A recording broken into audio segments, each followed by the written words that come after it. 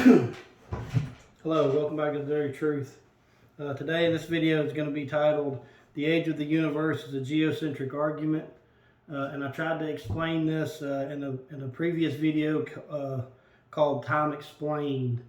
So when people say that the age of the universe is 14.5 billion years old, how do you come up with that age? That's based on the speed of light, right?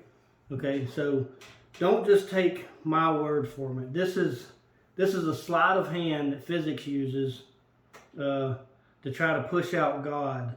Now, Isaac Newton understood this principle, the mathematical principles of natural philosophy. This is a direct quote from Isaac Newton, and you can find this. You can find this in the Library of Congress. Just type in the Library of Congress, the mathematical principles of natural philosophy. This is an image from page 82. This is directly what Isaac Newton wrote. Okay, and it talks about time. Absolute time in astronomy is distinguished from relative by the equation or correction of the vulgar time. And that the vulgar time, what they're talking about is a new moon and high tide, right? For the natural days are truly unequal, though they are commonly considered as equal and used for measurement of time.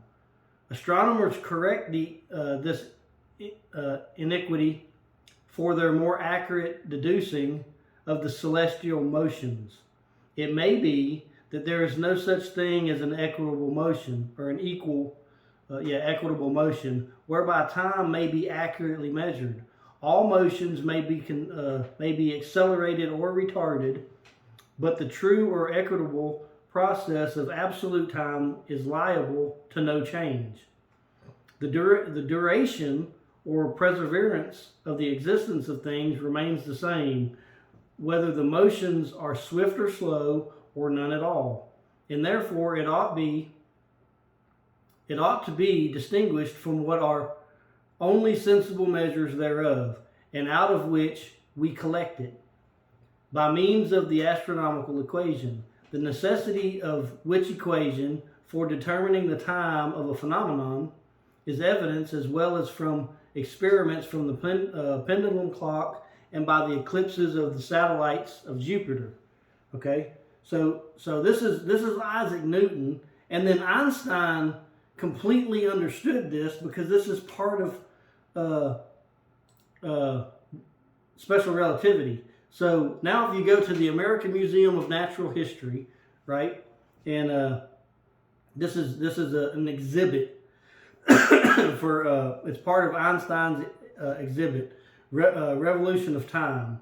This is a mathematical dilemma that Einstein understood. When Einstein proposed that the speed of light is a constant for all observers, he introduced a conundrum.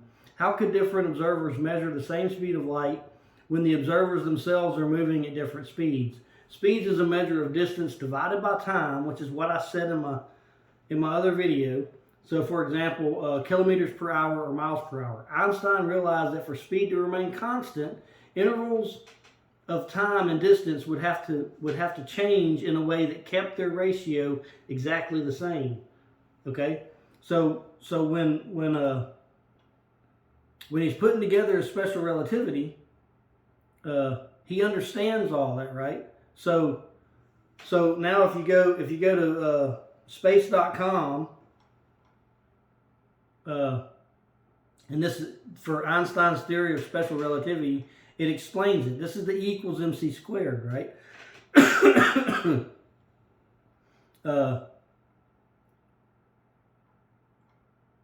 Let me get back to it. All right, so just let me read this to you. So, according to Einstein, in his 1949 book, Autobiographical Notes, Open Court, 1999. The budding physicist began questioning the behavior of light when he was just 16 years old. In a thought experiment as a teenager, he wrote, he imagined chasing a beam of light. Classical physics would imply that the imaginary Einstein sped up to catch the light, the light wave would eventually come to a relative speed of 0. So as he's speeding up to the light, in relation to himself, the light looks like it's frozen in time, right? The man and the light would be moving at speed together, and he could see light as a frozen electromagnetic wave. But Einstein wrote this contradicted work by another scientist, James Clerk Maxwell, whose equations required that electromagnetic waves always move at the same speed in a vacuum, 186,282 miles per second.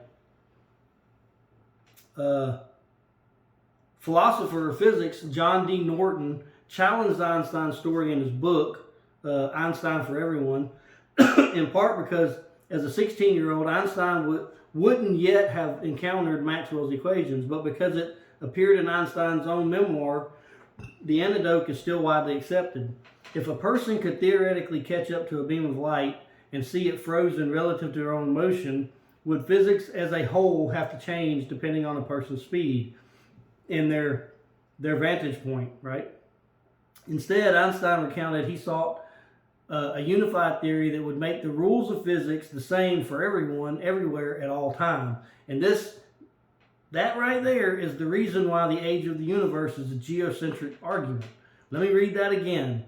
He sought a unified theory that would make the rules of physics the same for everyone, everywhere, all the time. Okay, this is the sleight of hand. Now watch this. This, wrote the physicist, led to his eventual musing on the theory of special relativity, which he broke down into another thought experiment. A person is standing next to a train track, comparing observations of a lightning storm with a person inside the train. And because this is physics, of course, the train is moving nearly the speed of light. Einstein imagined the train at a point on the track equally between two trees. If a bolt of lightning hit both trees at the same time, the person beside the track would see simultaneous strikes because they are moving toward one lightning bolt and away from the other. The person on the train would see the bolt ahead of the train first and the bolt behind later. Einstein concluded that simultaneously is not absolute. In other words, the simultaneous events as seen by one observer could occur at different times from the perspective of another. It's not light speed that changes. This is very important. This is what this right here represented in the other video. Okay? Look at this chart and let me read this. It's not light speed that changes, he realized, but time itself that is relative. Time moves differently for objects in motion than for objects at rest. Meanwhile, the speed of light, as observed by anyone, anywhere in the universe, moving or not moving, is always the same. So all he's saying, this right here, this little squiggly line represents the electromagnetic wave of a light, right? Now, the perspective of time, what he's talking about there, and what this is Earth's astronomical time. This is how we define 1 second of time based on the axial rotation of the Earth. All right? But if you look at Saturn's astronomical day, their definition of time is different because one axial rotation of Saturn is only 10.5 Earth hours. So if you make the math easy and just say it's 12 hours, now a day is twice as fast on Saturn than it is on Earth. This is the perspective that we're talking about. So 1 second on Earth, this wave of light will pass a fixed point, and you'll have this many crests and troughs in the wave. But from the perspective on Saturn, this same beam, it'll be half that. That means that the speed as perceived from Earth is 186,000 miles per hour, but as the speed is observed on Saturn, with Saturn's understanding of time, would only be 93,000 miles per hour. So when you say that the Earth or the universe is 14.5 billion years old, it's because they say that the light took 14.5 billion years to get here. But that's only based on the understanding of time as perceived from Earth. If you do it from anywhere else in the universe, from any other body, based on their axial rotation of time measured from midnight to midnight on one revolution on their star, it changes the definition of the age of the universe. So the age of the universe is a geocentric argument because the way that we perceive time and the way that we measure light, or if you want to talk about atomic time, the way that we measure the atomic radiation of the cesium-133 atom, it's only geocentric. Because if you take the cesium-133 atom to Saturn, it's still going to radiate exactly the same. It's only the way that we perceive time that changes the amount of radiation cycles that we count. So it goes from 9 billion to 4.5 billion because time is faster. That's what it's saying. So I don't understand how people don't see that. They saw the father of calculus understood this, and then Einstein's special relativity proves it. And then no physicist today really acknowledges it. So where do we get our perception of time? Why is time based on an astronomical day? That's Genesis chapter 1. For day 4 of creation. What was created on the 4th day? The sun, moon, and stars. Why were the sun, moon, and stars created? For signs, seasons, days, and years. So which one is older? The Bible, Isaac Newton, or Einstein? It's in that order. The Bible is the oldest, which got it right. Isaac Newton understood it, and then Einstein developed special relativity so that all of the physics that we do is based geocentrically, which makes sense from creation because the order of creation on day 1 is light, on day 2 is the firmament, which is called heaven, on day 3 is the earth and plants, and then on day 4 is the sun, moon, and stars. That gives us our understanding of physics. Days 5 and 6 is all of the animals and humans, right? And then he rested on day 7. So any argument that you have for the age of anything is a geocentric argument unless you explain how you're basing time or what time is based on. Please comment, like, share this, argue with me. Somebody argue with me because I don't get any comments on any of the other videos. So does everybody that sees these videos just automatically say that I'm correct? Somebody's got to have an opinion that opposes me. I can't get any of the mainstream people to debate me. I think they're scared of it. So don't be scared.